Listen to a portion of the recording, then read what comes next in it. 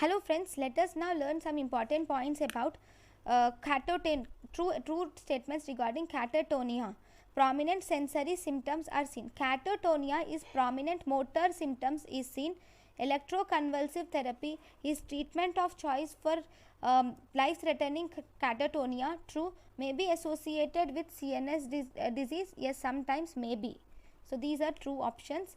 All are true about narcolepsy except narcolepsy. You will see, not daydreaming is not narcolepsy. Hypnagogic hallucination, cataplexy, sudden sleep and decreased random eye movements are seen in narcolepsy. Next question, which of the following is true about obsessive compulsive disorder?